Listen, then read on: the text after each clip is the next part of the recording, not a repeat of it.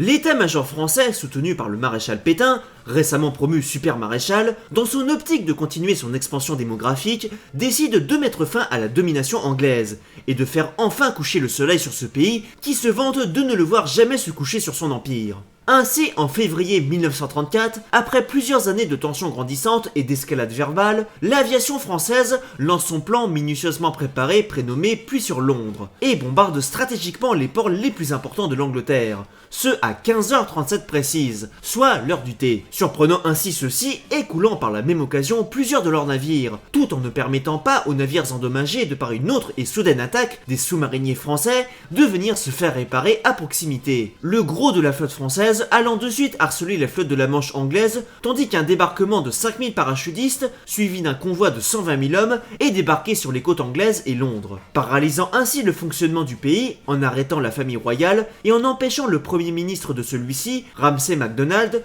déjà affaibli mentalement et physiquement à ce moment-là de par ses actions politiques, de fuir l'île à temps, de par cette opération éclair qui surprend le monde entier, en particulier les États-Unis, où le président Roosevelt se dit choqué et outré de l'attitude des Français, et rompant immédiatement toute relation diplomatique. Le débarquement réussi de la France en Angleterre voit cependant du même coup la notoriété et la puissance de celle-ci affaiblies soudainement aux yeux du monde entier. En conséquence, des révoltes ne tardent pas à arriver dans ces colonies, notamment en Inde, qui réclame son indépendance, tandis que certains membres de la famille royale, rescapés à la capture française, essayent cependant d'y fuir. En Amérique, le Québec lui aussi se soulève, bien que timidement, réclamant son indépendance. Cet affaiblissement soudain fait aussi entrer un nouvel allié en jeu, le Japon, qui malgré les menaces de l'Angleterre puis des États-Unis, entre dans Hong Kong et prend la ville quelques mois après le début des hostilités, déclarant ainsi la guerre à l'Angleterre incapable de défendre la ville, et débutant par la même occasion son invasion en Chine. Chose agaçant de plus en plus les États-Unis,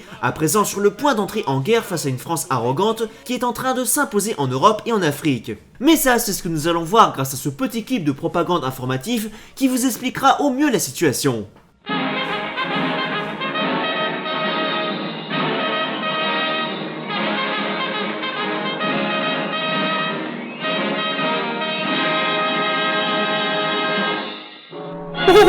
Bonjour les enfants, je suis Patriote Mars, la souris la plus patriotique d'Amérique.